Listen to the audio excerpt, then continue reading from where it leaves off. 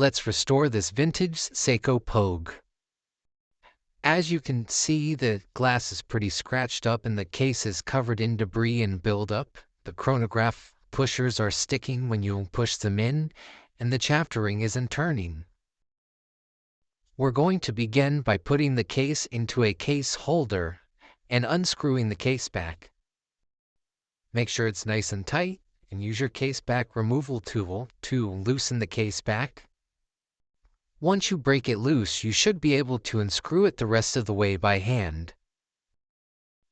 Next, we will need to remove the crown and stem. You can do that by pushing in this little small hole here and pulling the crown out. Move the rotor out of your way with your tweezers and grab the movement ring and slowly pull it out. This ring not only holds the movement in place, but it also holds the chronograph pushers in place. You should now be able to pull your chronograph pushers out. As you can tell, there's a lot of buildup around ours, but this first one came out pretty easy.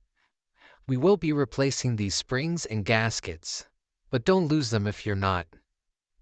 The second one was pretty stuck, so we had to force it out. You can tell why with all the buildup and rust around it. You can now remove the movement assembly with dial in hands by flipping it over onto a movement pad. It should just fall out. Next, we have to remove the bezel and bezel insert. You could use this with the case back removal tool. First, look for a notch, usually around one of the lugs, like here. Insert your case back removal tool into that notch. Push it in and gently twist. It should pop off the bezel. Never pry your tool, only twist.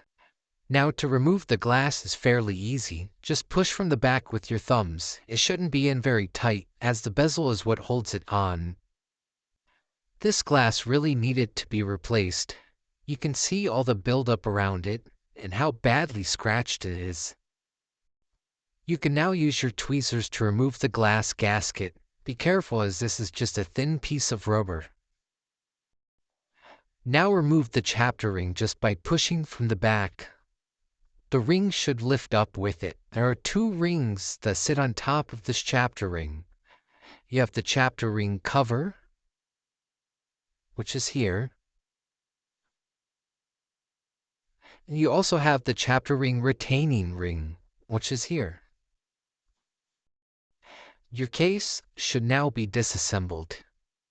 You can give it a good cleaning. I just use soap, water, and an old toothbrush to scrub off all the old debris. Now that it's all clean, it's time to begin reassembly of your Seiko Pogue. I've purchased a new aftermarket chapter ring to reassemble this Pogue, as the old one wasn't spinning. Don't forget to replace your two rings, starting with the retaining ring and then the cover ring. Next is the crystal gasket. You can reuse the original if it's still in good pliable condition. Just put it into its place. This new glass is going to look really good in our restored Pogue. Gently set it into place into the crystal gasket and push it down. Remember, it's the bezel that's going to hold the crystal on. To reinstall the movement assembly, just gently set the case back on top and flip it over. I have purchased a new crown, stem, gear, and spring to reinsert into the movement. Just push it in until it clicks into place. We are now taking our cleaned chronograph pushers along with new springs and gaskets and just setting them in their respective holes. This movement ring will not only hold the chronograph pushers in place, but will also secure the movement into the case. Gently push the chronograph buttons until they catch the movement ring, holding them secure. You can now replace your case back. Make sure that you've greased your case back gasket. First, spin it on gently by hand, making sure not to cross-thread. Get it as tight as you can. For the final tightening, I am using a rubber ball. You can still just as well use your case back tool, just like when you loosened it. Finally, replace your bezel. Just line it up and push it on firmly. You may need to use a crystal press to secure it. Now let's test the chapter ring to make sure it functions properly, and it appears to be. We should also test the chronograph function, since the buttons were previously sticking.